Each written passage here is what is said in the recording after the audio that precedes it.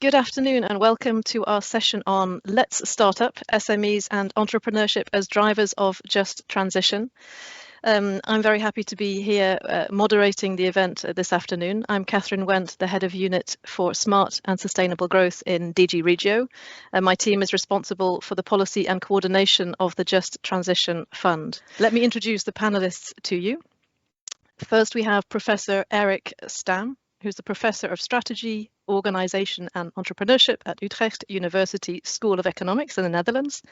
He's a leading scholar on entrepreneurial systems, and he will make an introductory presentation to kick off our discussions. Simone Zee is a principal at the European Bank of Reconstruction and Development. She's an expert in SME development. Kristina Shermukšnita-Alešonienė is the director at AgriFood Lithuania, Digital Innovation Hub. So AgriFood Lithuania DIH brings together major research, business and public stakeholders in Lithuania for the common pursuit of digital transformations in the agriculture, food and associated sectors. And finally, Jesus Yanes is an agricultural engineer from Agrimtel, which is a pioneer company in the sector of drones and remote sensing applied to farming. Agrimtel's objective is to improve the productivity and quality of crops without polluting the environment. So a very warm welcome to all of our panelists today. I would like to give the floor first of all to Professor Erik Stam. So Erik, please, your presentation is on entrepreneurial ecosystems for just transitions. Thank you. Could you please show the first slide immediately?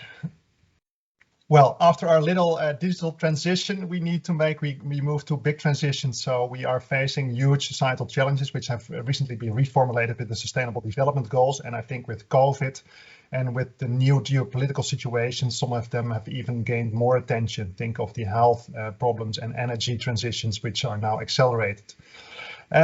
Government is increasingly aware that this is not something they should and can solve on their own. So they very much have to make use of the experimental capacity in society. So have to make use of the change makers, of the entrepreneurs that come up with new solutions that governments themselves might not have come with.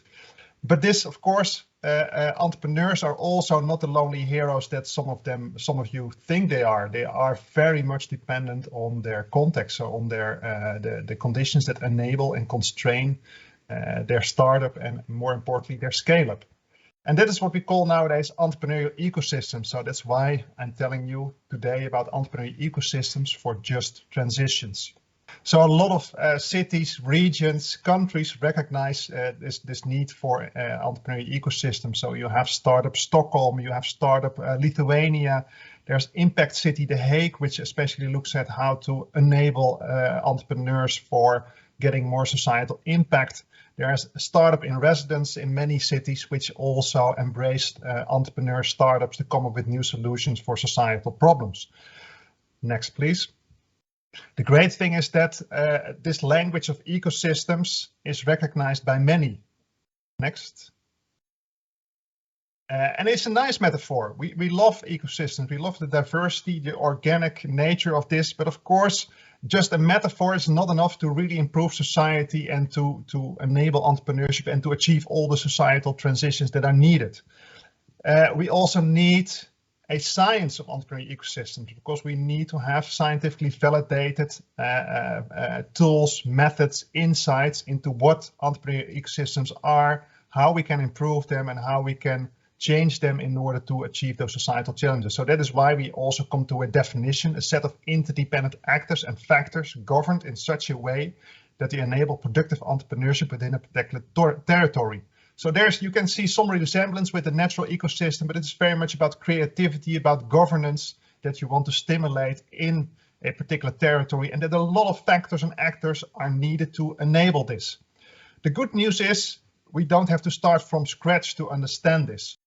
There's a lot of science into entrepreneurship development, and if you summarize all the science of the last decades, you can come to an overview of about 10 elements that are needed in order for entrepreneurship to flourish in a particular city, region, or country.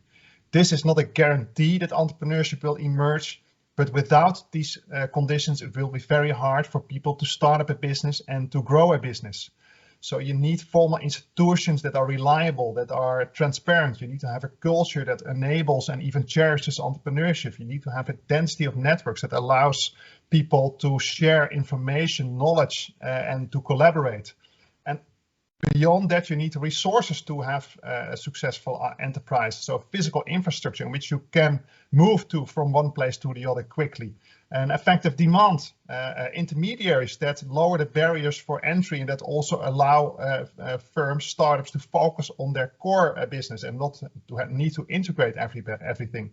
And very much a presence of talent is important in order to grow a business and also to have new ideas being absorbed and being translated into useful offerings.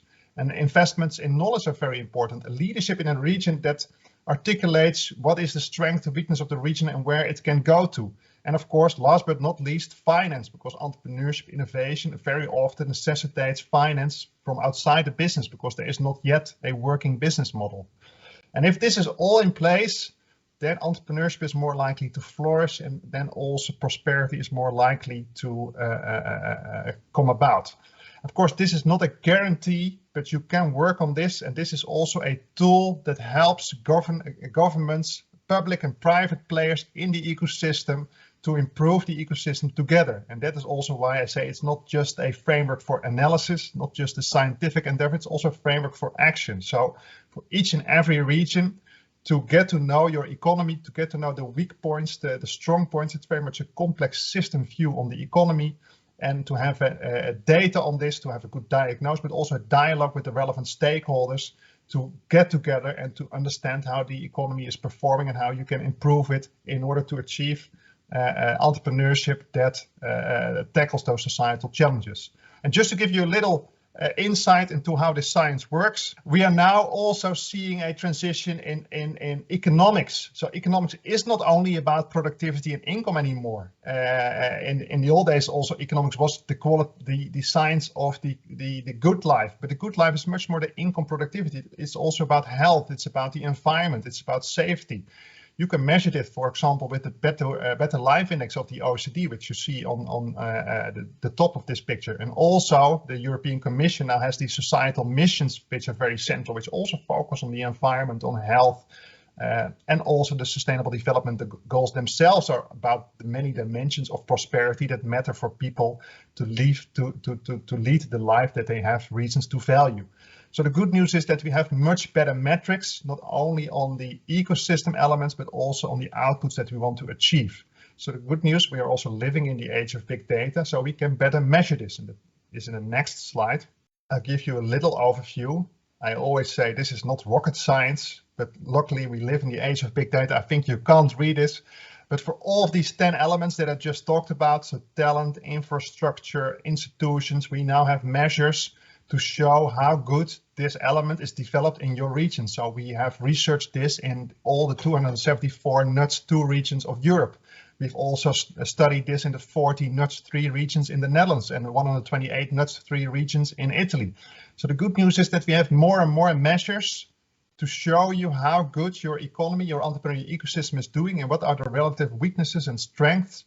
And you can also compute indices based on this, and that will be shown in the next picture, which will show us what are the most strong and the most weak entrepreneurial ecosystems in Europe. So this is how the European landscape looks like. If you use these measures of entrepreneurial ecosystems, then you see that, for example, the Copenhagen area, the Stockholm area, the London area, as you might expect, but now academic, scientifically validated, have the strongest entrepreneurial ecosystems in Europe, and that you can see that the Greek regions and also the Bulgarian regions are doing very poor. And we have also related this to the rate of startups, for example, with Crunchbase, that is in the next picture. Then you can see the density of promising startups in Europe. And you can see there's quite some resemblance between the strong regions in the prior picture and in this picture. And we can also relate this, which we've done in the next picture, which will show you that there's some science behind this, which shows that an increase in the quality of the entrepreneurial ecosystem leads to an increase in the output of entrepreneurship. But this is not rocket science, because then we would have a perfect correlation. No, it is a social science. The good news is that we have a lot of data on this, and that there's a tendency when you improve your ecosystem, you will get more productive entrepreneurship. but it's not a guarantee. So there are also some regions which perform better than you expect and others that are doing somewhat less. But I would say this is just the analytics behind it. For you and for entrepreneurs and for policymakers, we need to move beyond this. So this is just some analytics to show that this works in science. But the next picture, please. We need a framework for not only for analysis, but also for action. So how can you improve your entrepreneurial ecosystem in order to have entrepreneurship flourish more than before and have entrepreneurship that tackles those societal challenges and leads to more prosperity?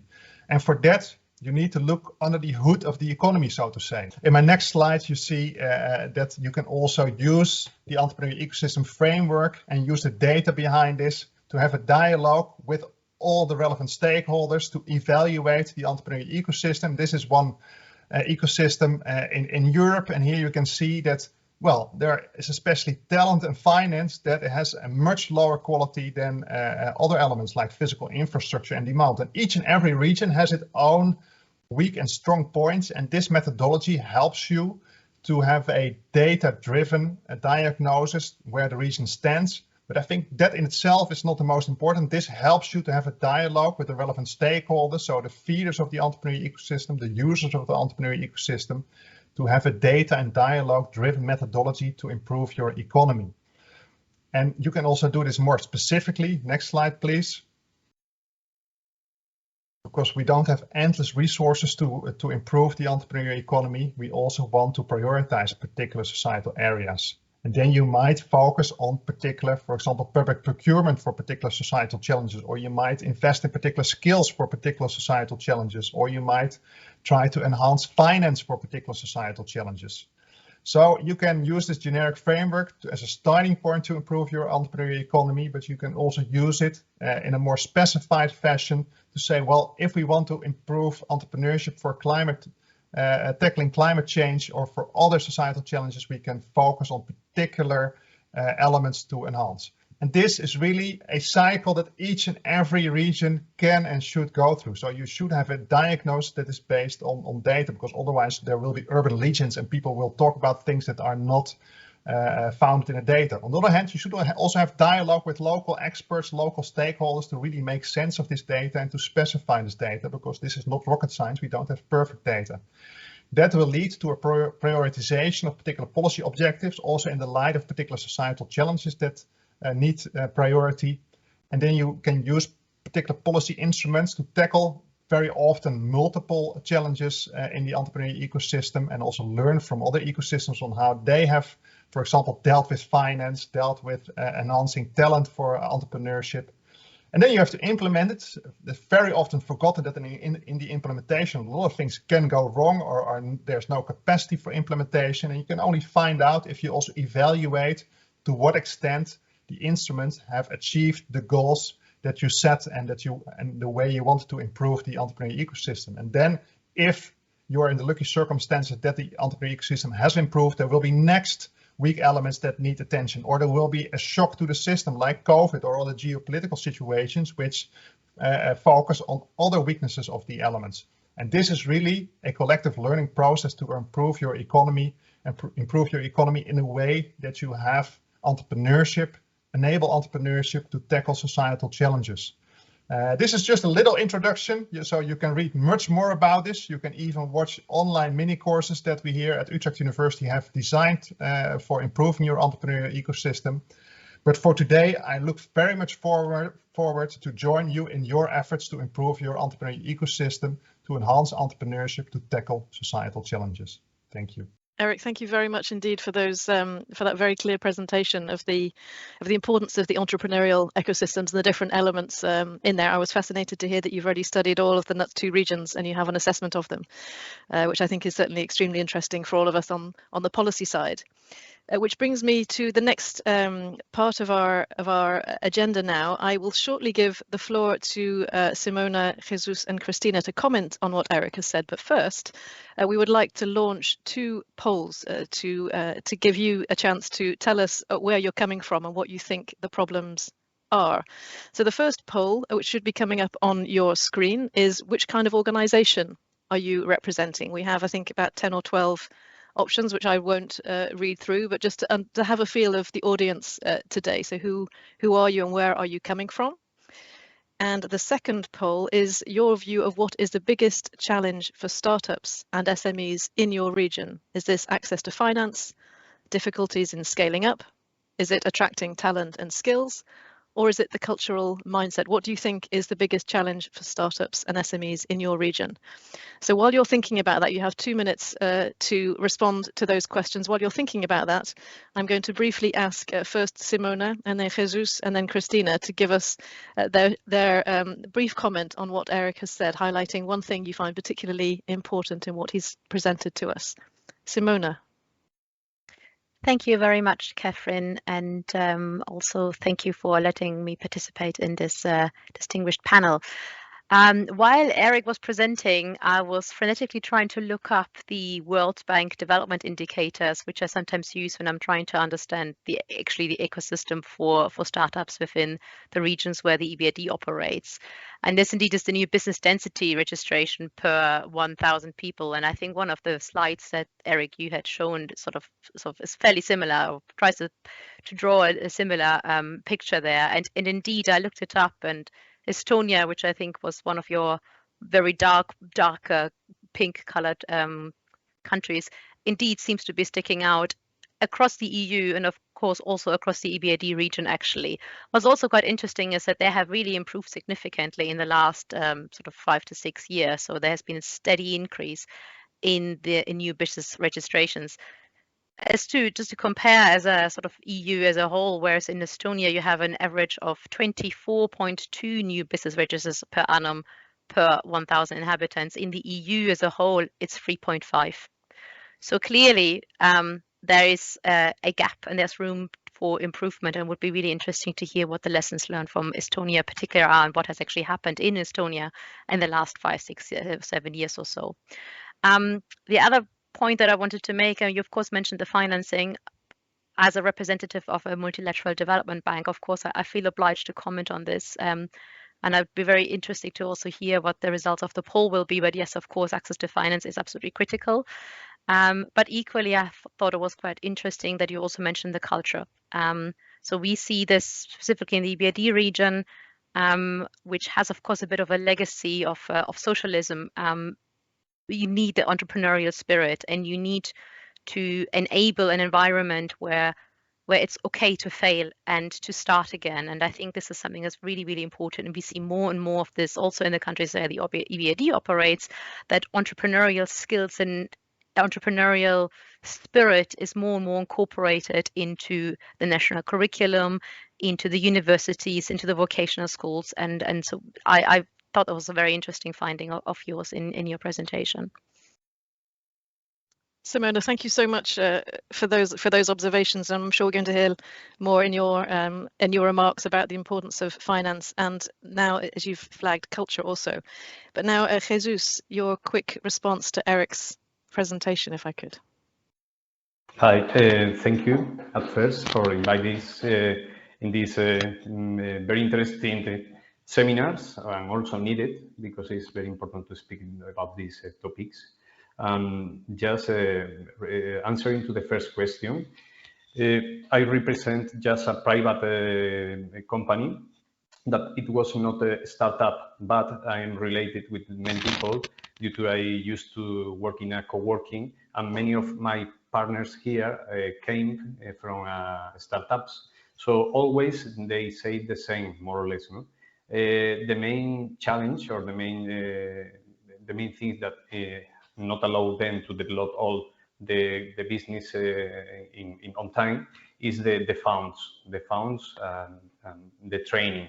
Because sometimes the first that you have is an idea, and from the moment that you have this idea until you are reach your goal, you need to make steps, and sometimes you lose in the time, you lose your focus. So the main is the funds that you need to reach your goal, but also the train. Is the second that you asked me regarding the things that the challenge that we find here is this, in fact, no, to how you can find or how you can obtain all the resources that you need to give a good results in your company. So in fact, is this for us in my region? I mean. Thank you very much, Jesus. Thank you. Yeah, you too. And Christina, your first reaction quickly to Eric's introduction. Okay, hello everyone. Thanks for having me today here. And by the way, Catherine, thank you so much for pronouncing my last name so perfectly. So thank you, Eric, for your wonderful presentation. It was very interesting for me to listen and to go through all those elements that you were telling, and you're saying that this is science. I've seen lots of practice out of your science. Actually, that I'm coming from entrepreneurial ecosystem, so I can assure those are the most important things that you were underlying. That's culture, infrastructure, physical infrastructure, which is very, very important, and that business mindset and having the necessary skills. And of course, I always say, and you mentioned that in many cases for the startups, for the entrepreneurial ecosystem to work right, it needs to be a collaboration, cooperation. So it also probably comes to the certain countries. As I looked through the map, and Lithuania standed out with one region, which actually had a dark color, and then the rest of the region. And we feel the same because all the investments probably and all the concentration, it goes mostly for the capital. And you can clearly see that in your research. And then now we are thinking and talking about diversing the funding for the regions and how to make it more visible and standing up. And as Simone mentioned, the case of Estonia, why it's so dark, because the whole country acts as a sandbox. And this is very great. So in this case, I see a lot of collaboration, not only between the entrepreneurial people with the entrepreneurship skills, but also collaboration between all the players, all the stakeholders building those ecosystems, such as academia, policymakers, and then business comes in. So I think the presentation was very interesting, and it's very close to reality. And congratulations on that. So we have what to work on. Christina, thank you very much, and I think it's very helpful to hear your experience on the ground, reflecting what Eric has said, indeed, in terms of his research, and I'm sure that we'll explore that as we go on. Let me give you the quick answers to the poll. So we have a mix of participants here. That helps us to understand. We have people from EU institutions, we have regional or local public authorities, SMEs, consultancy, academia, and research, and a few from large companies. So we have a mix. I think this gives us a challenge to address all of those different aspects and angles this afternoon in our discussion. What I find particularly interesting is the answers to our question of what the main issues are, because it's pretty evenly split. I don't know if you're expecting to see that, the colleagues who are experienced in the field, but really it does underline that it depends on where you are, Eric, as you said, that the different ecosystems have different weaknesses. You need to find out what they are, but they're very much reflected generally across all of the regions. So again, this means that we have a number of different areas that we can touch on this afternoon. Thank you very much for your participation in that.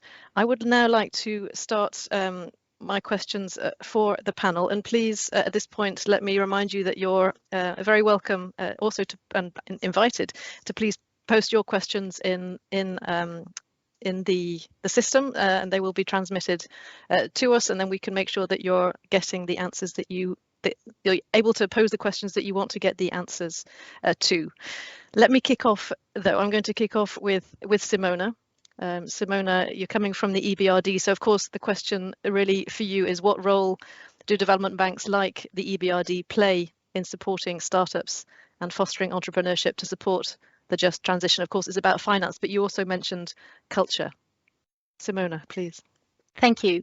So I would like to start by saying that by nature of the EBRD, transition is in our DNA. As you may know, or maybe not know, for those that are less familiar with the EBRD, EBRD was established in 1991 to support market transition of the former Soviet Union. So transition is a concept that we have been living, breathing, and practicing for now more than 30 years, in fact. So in fact, when in support of the EU's just transition mechanism, we've actually set up our own just transition initiative in 2020, really focusing on 3 major points. So of course you have green, we want to support a green transition and convert enterprises, economies from high carbon activities into low carbon activities and assets. We also want to make sure that this transition is inclusive, in other words, just, to really make sure that we're bringing everyone along and that no one is left behind, and that we're creating new opportunities that are really inclusive and provide and create opportunities for all.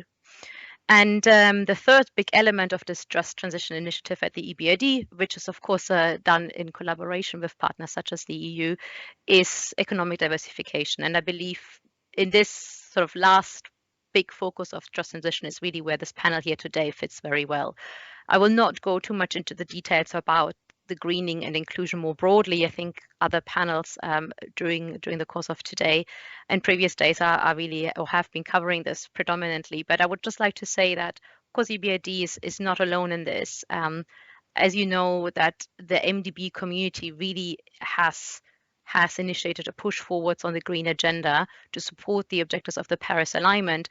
And as part of a high-level MDB statement made a few years ago in preparation for COP26, there has been a strong recognition amongst all the MDBs that just transition is a core component of the answer of MDBs to the green transition, actually. So I think in recent years, you've really seen amongst the MDB community, there's a real shift and sort of an inclusion in the most literal way of just transition in what we're actually doing to support the green economic transition across the region where we operate.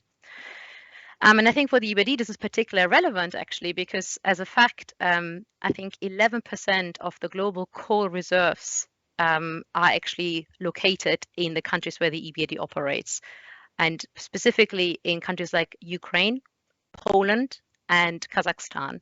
So, of course, this is very, very close to what we need to do in these countries. I mean, at least until sadly, a few months ago, it was one of the main priorities in countries like Ukraine. And we've also estimated that in these countries alone, around 1 million jobs are directly or indirectly affected by work with coal. So, as said, we and other MDBs do a lot to support the green economic transition, but as I also said, economic diversification is core, and I think this is really where I would like to focus on a little bit in what I'm trying to discuss here today. One of the unique points of the EBRD is that we work directly with enterprises. We of course finance SMEs or entrepreneurs more directly. We provide finance through a lot of our commercial partner banks within the region. We work very, very closely together with the financial industries in the regions where we operate, by guiding them and providing them financial support mechanisms to really go into areas that are a little bit out of their comfort zone. And I would say that specifically the SMEs and the startup community is clearly out of the comfort zone of your conventional lender. This is an issue in the advanced EU countries. This is equally an issue in the less advanced EBRD transition region, so to say. But we recognize that financing alone is not enough. These enterprises, specifically the less mature ones, need a lot of capacity building and handholding and guidance to really make use of the financing and to grow and thrive. So what we do a lot across the region where we operate is we provide direct advisory services to SMEs. We provide mentoring to SMEs, very often in collaboration with the local ecosystem, let it be business chambers, let it be business associations, startup hubs, and so on and so forth. And we see that the combination of both the access to finance and the access to know-how really is a very, very strong support measure and package to support and handhold these enterprises to grow. But we also recognize that there is no one size fits all. So this is why we take a very tailored approach and really offer one-on-one support to quite a few SMEs actually on an sort of an annual basis across all the countries where we operate. Specifically in the startup space, I think that's probably a little bit more difficult to also for the big development banks to come in and provide them directly. I think, Eric, in one of your slides, you mentioned venture capital, and I would like to pick up on this one actually specifically. Venture capital is not for everyone. This is indeed a product that works particularly well for the high-tech, high-growth potential entrepreneurs, but we know that not every new company operates in that space. So we need to think of alternatives. So one of the areas that we at EBRD are working in, and I know also other MDBs operating in the EU transition region, just transition region, I should say, apologies, work specifically on sort of supporting national authorities on regulation for crowdfunding, for instance. And Estonia was already sort of picked up as a good example for this, and we clearly see that crowdfunding is very popular in Estonia, and this is probably linked to the fact that we have a very lively ecosystem there.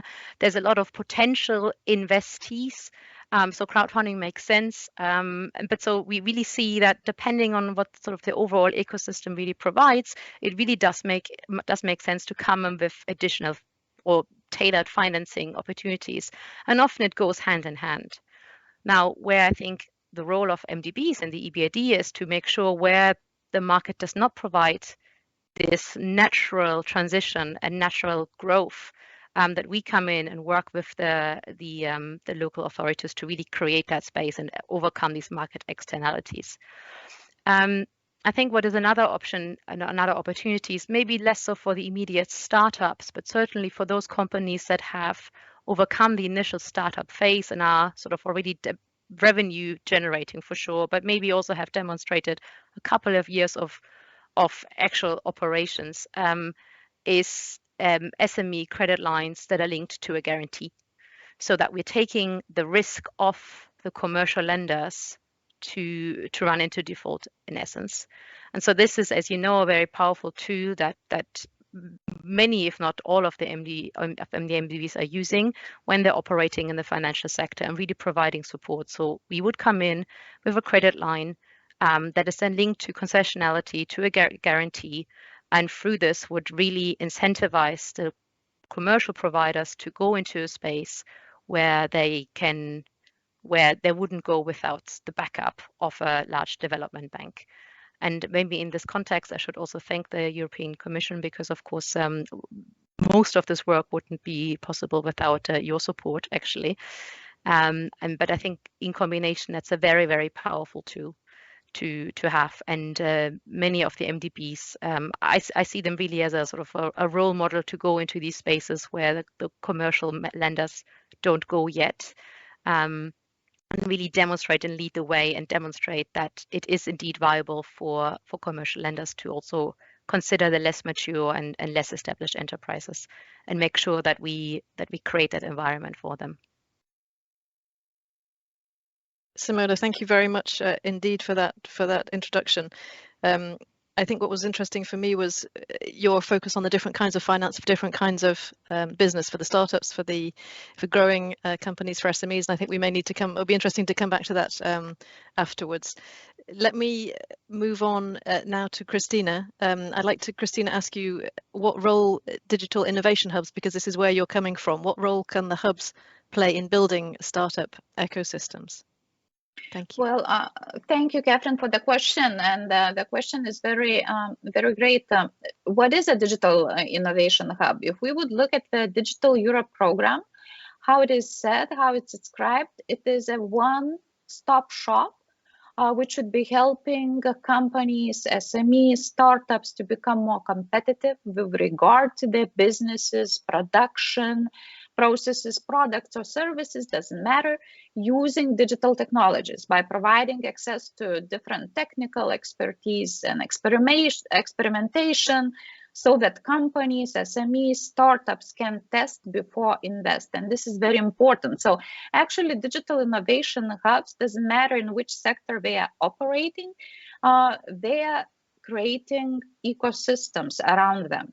So like I love to say, around them, you can find everyone: incubators, governmental organizations, startup ecosystems, SMEs, large enterprises, industry associations, science institutions, and everyone who is interested in the transition of the sector. This is very important because digital innovation hubs, they're seen as one of the tools to help for the sectors to transform towards Green Deal goals through the digitalization.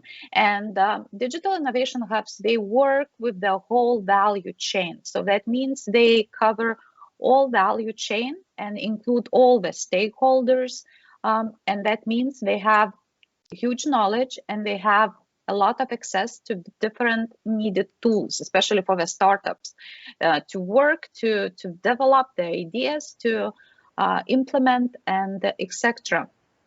So basically, if we would go very quickly through what kind of service they're providing and where the startups or SMEs, even the young SMEs, like I like to say, could use them. First of all, that's an innovation ecosystem and not networking building. So DIGS can help with the community building through for example, scouting, brokerage, awareness creation, dissemination, ecosystem by itself, and they collect all this knowledge, and which it could be accessible to the SMEs and startups. Ecosystem learning, that's workshops, seminars, sharing the knowledge and attracting the stakeholders who could do the knowledge transfer and share the experience with the SMEs. Then strategy development, in many cases it is needed. So market intelligence, market assessments, road mapping, technology watch, and etc. Even help to represent or promote. So it could be for the startups to help to represent them in different networks, to introduce them to the bigger consortiums, to invite to come and meet cross-border partners, and etc. etc. So I think it's one of the most important and crucial services. Then the next, which is also very important to underline, that's a test before invest service. So if we look into that more deeply, digital innovation hubs, they provide strategic R&DI. So they provide the possibility to join different laboratories, to test the solutions, to join the other partners in the value chain, and to test actual products or ideas with the big companies. Technical support on the scale up, which is very important, that we've been talking that for the businesses, it's one of the most important things. It's the scale up. So concept validation, for example, prototyping, or even small series production. So digital innovation hubs, they have the ability to turn the startups into the needed places where they can actually validate, do the prototyping, and etc. Testing and validation through the certification, for example, how to reach and go with the products for the certification, products demonstrations, product qualifications, even with the exact contract reach, because also digital innovation hubs, they have the knowledge how to close on specific deals with the research and development based on the digitalization, in most cases, technology concept developments and proof of concept. And of course, the provision of technical infrastructure, which is very, very important, helping to rent the equipment, in many cases, maybe even finding the funds for the test before invest, which is very crucial also when we talk about the possibility to test your ideas, to validate your product, and etc. To find the needed lab facilities, or to cooperate with the partners. Then, of course, support for the investment. That's actually offering the incubator or accelerator support through different activities, such as, for example, consulting, market assessment, business developments, sales strategy, and etc. Organizing and helping to validate, for example, ideas through the hackathons, through the different big events. Access to finance, that means that for the SMEs and startups, in many cases, it is very hard to find all the needed information. So digital innovation hubs could act as a provider of such information, and of course work together with the project developments. And last but not least, where digital innovation hubs could really help the SME startups with skills and needed training, for example, organizing boot camps, trainerships, that's in the services for the DIGs, consulting, teaching, encouragement, of course, creating new teaching programs for the students, even for the school children, in order to inspire that entrepreneurial spirit, and training and skills for the competences. That's reskilling, upskilling we are talking about, and these probably would be the main services that you could be expecting from the digital innovation hubs. Christina, thank you so much for that overview. I liked your statement that you're creating ecosystems around you. So it's the hub is there, and then the ecosystem comes, and your test before invest. This is a nice way of presenting the opportunities which the hub is then giving to the companies in your region. I'd like to turn now to Jesus. Jesus, in a sense, you're on the receiving end of possibly the services which are being explained, which we're talking about here. Now, of course, in transition regions, there could be many new opportunities for business, but one of those could be on the climate, and this is where you are. So I would like to see from you how you think in just transition regions we can better promote climate startups. What more help could you have received, for instance, in your region? Okay, thanks for the question. Firstly, I think all of the promote is related, as Eric told in the presentation, because there is a lot of factors that you must have in order to succeed. So from my point of view, the first step should be to analyze these factors around the startup that you want to create, is basically. Because it's not the same that you want to create a startup for solar panels than agriculture or what else, no? So I think the main point is to be focused in which is the target of the startup, the company, or what. Then Christina told us that is very interesting, and I totally agree. This is regarding the sharing knowledge. Put it in contact the companies, for example, the external companies or a big companies with the small companies or the startups, because I think these relations could give a more value to the startup and also to the companies. And in this relation, you can create a big project, because one company probably don't have all the knowledge for develop everything. But from one idea, and you have different partnerships, or you have different partners, you can create a big project. So I think this is one of the things that must be done. Of course, training programs is interesting, because for the same reason, you don't have all the knowledge. So from the just transition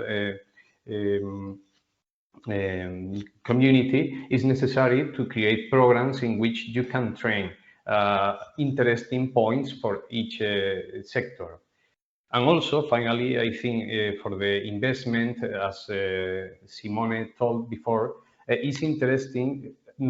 Let them know, I mean, the startups, that all the offer for investment that they have. Because, for example, crowdfunding is something that not usually is to know for the people. You forget that this exist, also business angels or something like this.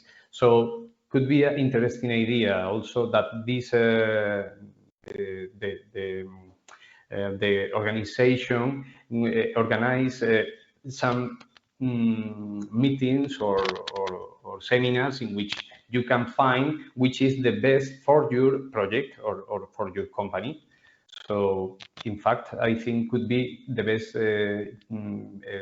things to promote this, or at least I think in my region could be work.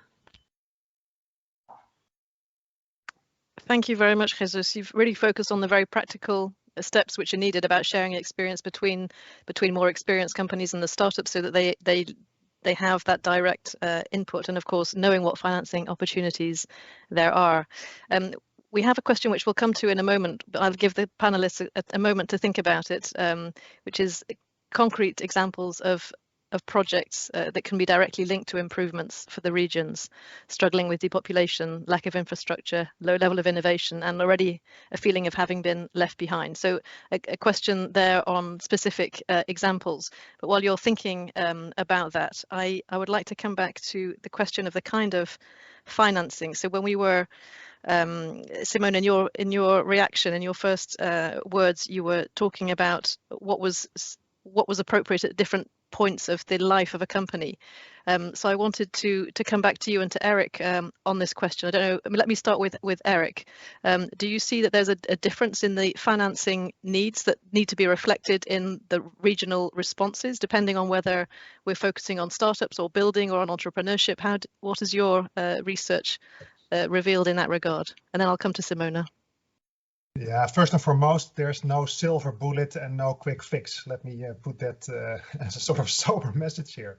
The best thing you can do is initiate collective action to find out what are the weakest elements in your region and what should you tackle first. And some examples, so I know from, for example, Scottish Enterprise, that they really took action to have serial entrepreneurs, business angels, universities together to have a dialogue on what is really needed to improve particular parts of Scotland to make them more enabling for entrepreneurship. So initiate, make room for leadership and involve private sector as much as you can would be one, I think, necessary step to take to improve the entrepreneurial ecosystem. Another one is, I think that very much alludes to what Simone says. So even though if finance is a problem, you also need to have improvements in the investment readiness of firms. So you cannot just throw finance into a region. First of all, you need to have some ambitious entrepreneurs, because without ambition, they won't need finance and won't be willing to turn that into a viable business. But you also, especially in regions that are lagging behind, that have no role models, that have not an abundance of highly educated people, please also start with increasing the investment readiness of firms so that this finance will also lead to productive efforts. And third, I think a lot of people forget that the government itself is a very important demand factor in a region. So public procurement and opening up public procurement for startups and for particular societal challenges is almost a no regret measure in a lot of regions, especially regions that are lagging behind. Thanks, Eric. Simona, can I come to you? Yes, in my view, we need to differentiate a little bit between innovative startups or innovative companies. I would actually broaden that term, and startups, because we think we need to recognize also that not every startup company is naturally a highly innovative company. And as I've mentioned before, I think the highly innovative companies will find the financing and the support through providers like the innovation hubs, through venture capitalists, through business angels. So I'm actually less concerned with those type of enterprises, while recognizing that this is actually a minority within the whole sphere of startups. I very much echo what Eric has said about the investor readiness, and it's clear a startup that doesn't even generate revenue yet, it cannot be investor ready in the commercial and classical sense.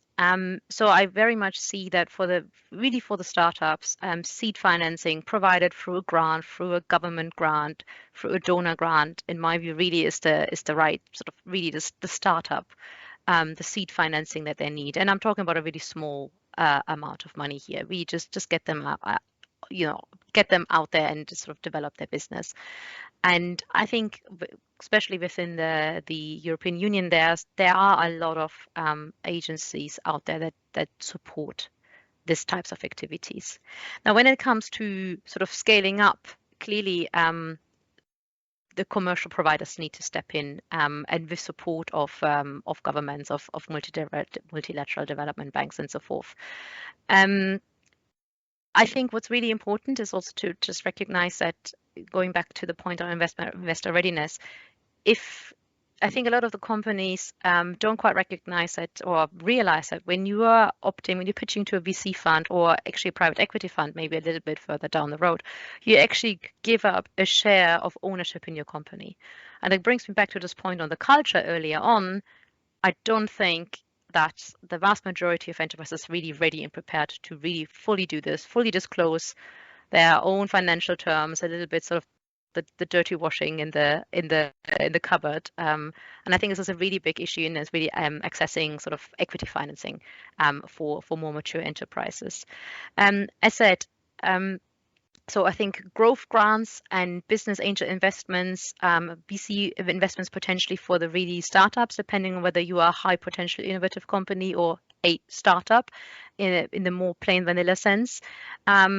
But then really the moment they're taking off and they can demonstrate some revenue and some entrepreneurial activity, I think this is where the commercial, more conventional debt lenders really come in. And this is, I think, the big problem. As I said, a conventional debt lender, a bank or a microfinance institution, to a certain extent, they are expecting certain standards. They are expecting certain reporting standards that a lot of the startups may not have. There's no experience in that. They also just have a certain risk methodology in how they assess the risk of the company. So they will be asking for data that the startup may not necessarily have, or it may not look very well yet. And so this is really, I think, where we as an MDB are coming in and really working with these these lenders, and helping them to better understand and assess and risk profile a less mature company. And so we are really looking for sort of a shift in lending and the way commercial lenders are actually on lending, and providing dedicated products that are suitable for startups, or I wouldn't say startups, early stage companies maybe. And I think this is really important. And then, as I said, I think areas or sort of crowdfunding for small ticket sizes is also a good opportunity, and certainly I think within the European Union there are already very, very good examples of how crowdfunding has really supported enterprises take off, and they're not all highly innovative companies. I think that's also really, really important to stress. Maybe one point that's also important, to go back to my point on the sort of the approach that commercial lenders need to take. Of course, I mean, we know why startups are perceived as more risky. Clearly, they don't have collateral, they don't have a credit history, but very often, and that also goes for the innovative companies, they don't have tangible assets. And again, I think this is something that the conventional lenders still expect, and they're of course looking at the collateral and the fixed assets in order to calculate the pricing of a loan, or indeed actually assessing the eligibility for a loan. And something like an IP or any other intangible asset is currently, or very randomly, very infrequently actually reflected in a decision by a lender to on lend or not. So again, I think this is where really a change in methodology, a change in thinking by commercial lenders needs to happen. And you do have banks that are really focusing on, or have dedicated products for startups, often backed up by a guarantee by EBRD or by EIB or others. But I think it's quite important that your bank really, if a bank wants to go into the space of financing startups or early stage companies, there needs to be a recognition that the on-lending process works differently. The assessment needs to look at different criteria, and that the risk profiling is very, very different. And that takes a lot for a commercial lender to actually do. And I think this is the biggest challenge here, really. Simona, thank you so much for that really comprehensive overview of the different kinds of financing needs that could be faced by companies. I'm going to put a question to Jesus because we've talked now about the finance. And Jesus, you've been in this situation, so I want to ask you, from your position, what startups need to thrive and grow. We've heard about the finance, but apart from the finance, what is the next stage? What should we be supporting in these regions in transition, and how can this be provided? Is it from Digital Innovation Hub? Is it the authorities? Is it the partnerships, the policies? Where does it need to come from? Okay, of course, the policy is something that is necessary when you want to start a project, because otherwise your project is in the same direction that the policy, you will be blocked, as for example happened with us with the drones and the application with drones. That is not allowed in the most of the countries in Europe.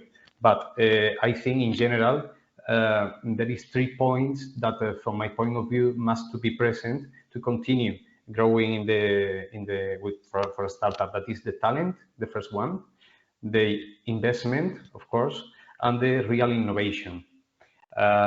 The talent, I think, this is something that must be continuously be present in the company, and is something that you can find, for example, in places like at the university, because in the university there is many people with new ideas, with energy also to start with a new project. And I think it could be a good place for find persons that will be involved in the projects, really involved. The second one, the investments, we were speaking right now, Simon, and I told before to know which is the proper way to have the investment to your company, because if you need crowdfunding, or you need or you can obtain a subvention directly from the government, or you have a business angel or something. So, but it's important, the investment, because otherwise, if you don't have to finance your projects, you cannot continue, of course. Finally, I think the real innovation is something that also must be present, because if you don't have nothing to offer to the market in which you are, your company will not grow, of course. It's something that is very important. And for this reason, from my point of view, all the companies or startups needs to have a research department in which you can research in the topic that you will think that is most important. No? So, in fact, I think this is the answer of the question. It could be. Yeah. It's a very clear answer to the question. So talent, investment, and real innovation. Yeah, thank you. Thank you. We had a question which I'd like to put to Christina. We had a question from the people listening to us about what would be our concrete advice to the authorities. So, Christina, because you're sitting in the Digital Innovation Hub, so you're between the authorities and the startups and the SMEs and the entrepreneurs. So, I would be interested to hear from you what your concrete advice would be to the authorities that will be managing the Just Transition Fund in the regions which are affected by the climate transition, in particular on economic diversification. What would you give them as your advice? Well, of course, the question is not that easy as it might seem, but I'll try to answer. Well, from my point of view and from my experience, first of all, I think such transition funding should be aligned with the smart specialization for the regions. So if we talk that each region has its own priorities for the smart specialization. So of course, that means that that's their strongest part. So of course, we have more companies already working in that field. That means that we have knowledge in that field. And of course, then encouraging similar startups or similar businesses to be built up or to be scaled up, it could be much easier. And another advice that I would say, which I really feel that there is a huge gap between authorities and building the strategies for what actually startups, businesses need.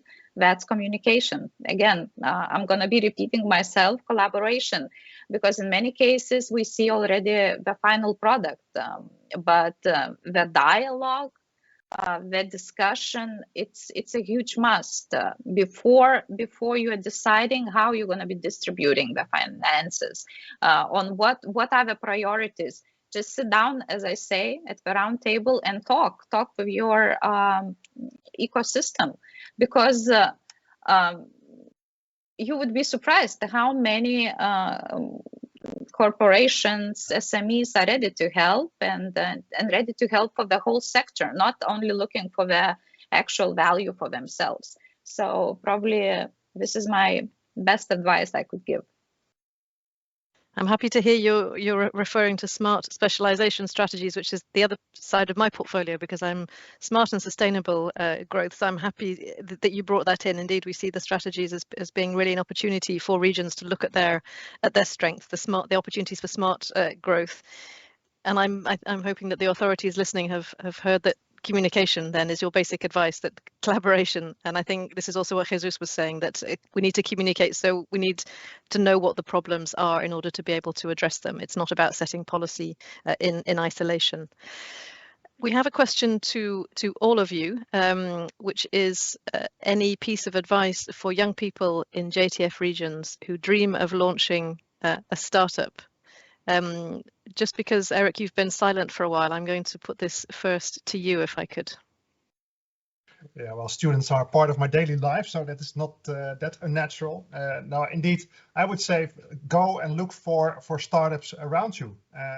Go and be their second, third, fourth employee or an internship, because that really allows you to learn what it is to be an entrepreneur, to gain the skills, the networks that are relevant, and perhaps also to discover that it's not something for you. So that is also something that is important to discover. So that's one. So look out for startup scale-ups and join them just to learn what it is.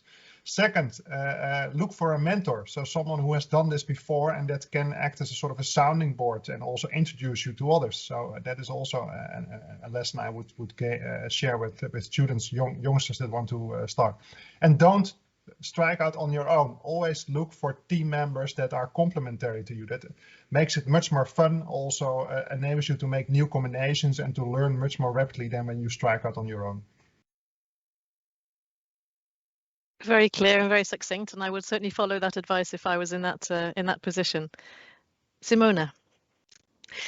I echo what Eric said, specifically his first point of gathering and gaining a little bit of experience. Certainly in the countries where we work with younger entrepreneurs, we actually see that the most successful ones have, before they start their own business, actually worked elsewhere to gain a little bit of a professional experience. So I think that's a good and very important piece of advice. And indeed, if it's within a smaller business environment, the experience is far more relevant as compared to if you work in a large corporate and then dive in and create your own startup.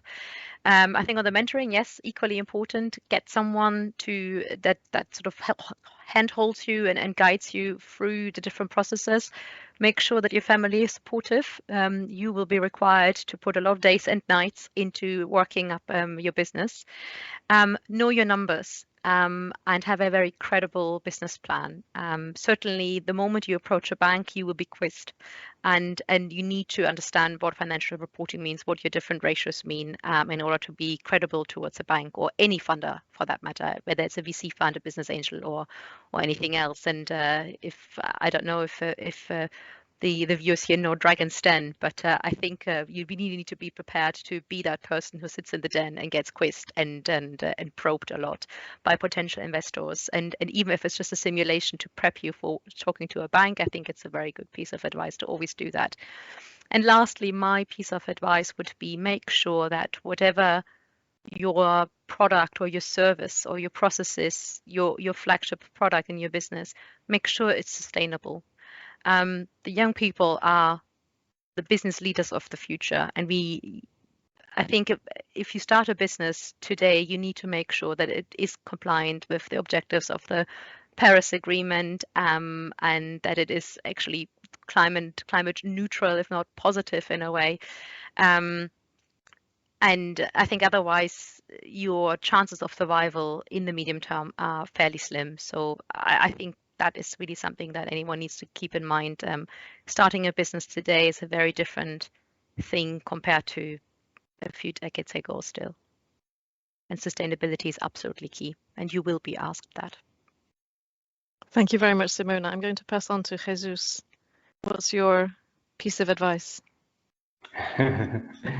Okay, I think Eric and Simona described very well, which is the frame of the young people. But I think the same, more or less. They must be sure and believe in her ideas or in their ideas. Also, they must find assessors or programs in which they can learn how to perform the idea that they have, because sometimes when you have a great idea, is the best idea in the world, but finally when you try to put it in practice, everything, you make mistakes, and this is due to you don't have the proper assessor behind you that can give you advices and everything. So my advice is to find the proper organization, could give them the proper training or everything. But also another way could be to be part of an internship already working as an internship or something like this, because I think this is a good chance to learn how it's working in order to give their own project, for example. No? So this is my point of view. Thank you very much, Jesus, for complementing. I think we're really hearing the same, not the same things, but complementing and going in the same direction. I'd like to ask the same to Christina, and I'm going to add a bit to Christina, because I'd like to also think about the role of young entrepreneurs in building the startup. So one hand, the advice to them, but also what role do you think they can then play in building innovative startups, and how can we support them?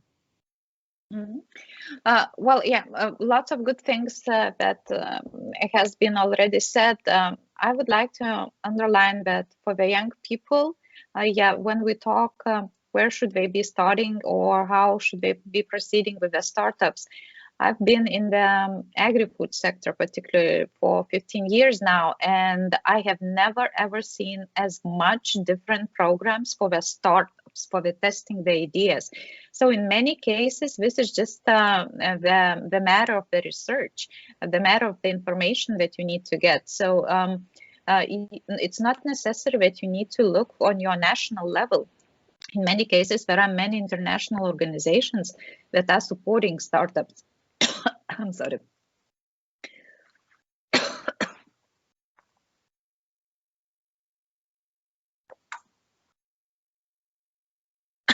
I'm sorry.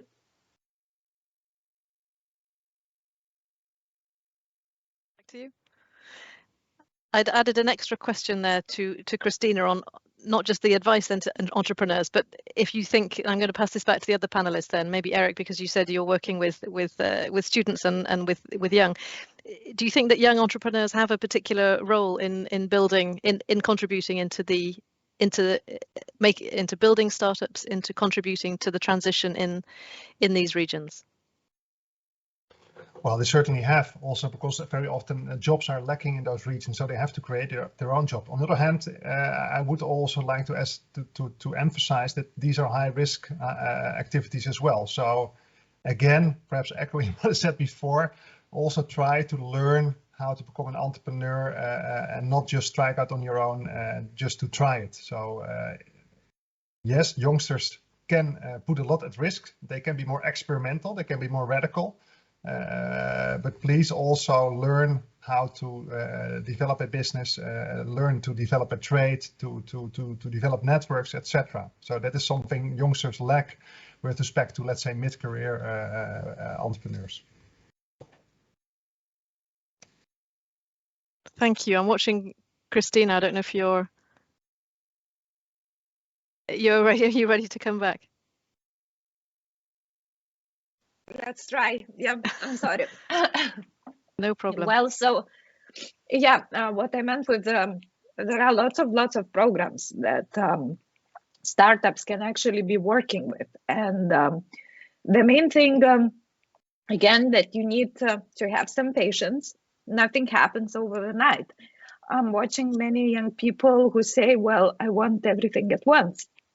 But in this case, start from little, test your idea, go to different hackathons. I think hackathons, those most of them best events where you can actually test your idea, pitch what you have done through a couple of days, and see how the jury members, in many cases the international experts, are responding, what kind of advices they're giving to you.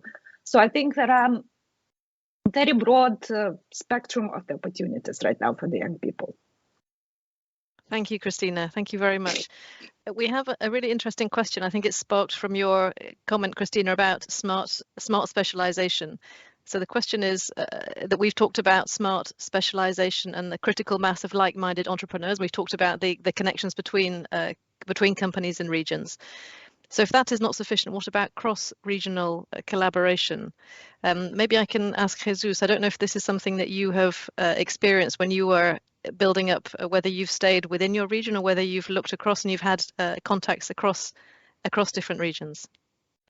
Actually not, because in my case, for example, our company was created here in Andalusia, in Spain, and we were growing directly with the resources that we had here. So for me, I cannot help you in this topic, I'm sorry, but I don't have experience in this issue.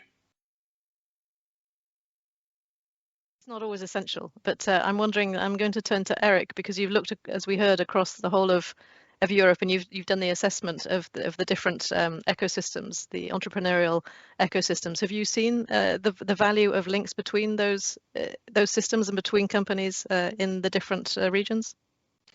Yeah, I think there's the danger of the entrepreneurial ecosystem approach is that we become too parochial, so to say, so that we look for networks within the region, while we know that successful innovators, SMEs or startups depend on 90% of their networks beyond the region. So that is also something for policymakers to be aware of, so not to focus too much on the region. That's one. Second, regions are also sort of nested entities. So you also need to look at the regions next to you. So for example, if you are in a peripheral region, but if the region next to you has a University of Applied Science, please make use of that. So even though policymakers are responsible for a particular territorial unit, please be also aware of the neighboring regions and try to make use of the strength in those regions and perhaps borrow their strength, so to say. Thank you, Eric. I was wondering, Christina, is this something that you've experienced in Lithuania, in your region? Yeah, well, I will try to add. Of course, interregional cooperation, it's very, very important, and you can find many funding schemes for that, actually. So it's not necessary for the startups, but you can join, for example, organizations that are doing that. One of the probably best examples, that's Interreg program, Interreg Europe, interregional collaboration. And actually what they do, they exchange the knowledge between the regions and implement, now even going to be implementing different pilots, for example, demonstrating new technologies and changing the knowledge. So I think it's, again, I'm going to repeat myself, it's just a matter of finding the right information and where to find it. Also, you could ask. So like I said, the digital innovation hubs, accelerators, incubators, I'm sure every country has plenty of those. So you should not be afraid to turn and ask for advice, where to look or how to join, and network. That's another thing.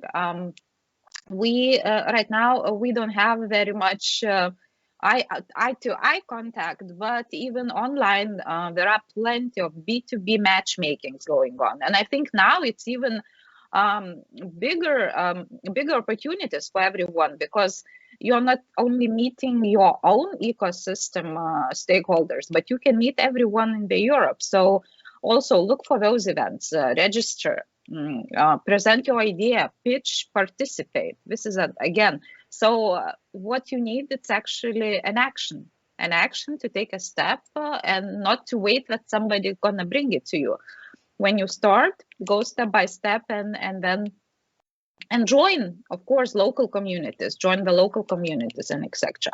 I understand that for young people, it's always, you know, a matter of not that confident, or being not that confident, but I know those organizations are very happy and they are willing to help. So everyone should not be afraid to turn to and to ask for advice. They're gonna get it back. And I saw it was a question about the population of the regions, that there is no infrastructures anymore because it's depopulated. So we've been talking in Lithuania a lot about this same issue, actually. That on one hand, we're encouraging now for the young people to come back for the regions. On the other hand, there is no infrastructure available anymore. So who is first? Now we have this problem, egg and chicken problem, right? But I think we need to start somewhere. Infrastructure went away because the region got depopulated. Now we need to start coming back little by little, and infrastructure will follow. Otherwise, we won't reach the goals that we are setting up. Very attached to the idea of interregional cooperation. As you can imagine, of course, that's one of the benefits that we see of exactly an event like this, that we're given the opportunity to share experience across the European Union and from different regions. So I certainly agree with the centre of that question. I think probably the last question we will have time for, because I'm also going to give everybody the chance just to conclude in a couple of words. So the last question that we have is about the link between economic diversification and reskilling of workers. So how can SMEs and startups absorb the new job needs in just transition regions, for instance, in renewable energy? So the point here is that, of course, those who have lost their jobs because of the transition, or perhaps not those that might be immediately recruitable in startups and SMEs. So how do we need to go about the reskilling to make sure that those people who have suffered from the transition are also helped by the solutions which we've been discussing? Maybe I can ask Simona. I can throw this over to you, Simona. Yes, for sure. I think the issue with skills mismatch is really twofold. On the one hand, you have a labor force that is not sufficiently well skilled or trained to really offer the kind of labor skills that are required by the private sector. At the same time, we have very high levels of unemployment in some of the countries where we see particularly systemic skills mismatches. And what we've learned is that certainly in the EBRD countries, SMEs are not your obvious choice of employment very often. People want to go either for the large corporates or they want to go to the public sector, depending on in which geography you really are in. So what we see a lot, at the same time, we know that SMEs specifically struggle to attract talent. And it's the Mittelstand that really is driving employment, in theory at least. But yes, we have this dilemma, this conundrum that somehow all of these things don't really match together, and we have a gap. Now, what research has found that SMEs, as compared to larger enterprises, invest 50% less in internal training than larger companies. And I really think this is an area where we can really support the SMEs or the private sector more broadly in really supporting or creating training opportunities, in-house training opportunities, or opportunities to collaborations with TVET organizations and education providers to make sure that we create a labor force that meets today's demands and has the skills, is equipped with the skills that are needed to survive in today's economies. But at the same time, that we also have the absorption capacity within the private sector to then really actually take these newly skilled, upskilled, reskilled laborers on. And I think so really it's a two-tiered approach in my view. We need to understand what are the skills, and a lot has been talked about digital skills, for instance, or here the example is renewable energy. There are a lot of technical training that is required to retrain existing labor forces. But I think again a lot of initiatives are actually already doing this. But now, how do we, the next step then is really, how do we get these entrepreneur or this labor force into the private sector? And I think there's a lot of work that needs to be done also with the SMEs to ensure that they actually have the right human resource capacity to provide ongoing training and regular lifelong learning opportunities for existing employees once they are onboarded, that they are onboarded in the right way, that they continue to get the training, that they have the incentives to stay and potentially not go elsewhere, to make sure that the enterprises are not actually taking the risk of investing a lot in their staff for them to move on. So I think this is also really important whilst we're working on providing reskilling and upskilling opportunities to the labor market more broadly in these regions affected by sort of the green transition and decarbonization, making sure that once they are retrained, that we also have the enterprises that take them on, and that this labor force also wants to work in these enterprises instead of going elsewhere and further contributing to the sort of the degradation of some of these regions. Simona, thank you so much. I'm very happy that we could touch on this reskilling issue before we close, because of course it is essential, as I said, to make sure that the opportunities are spread and are shared around those who will have been suffering from the transition.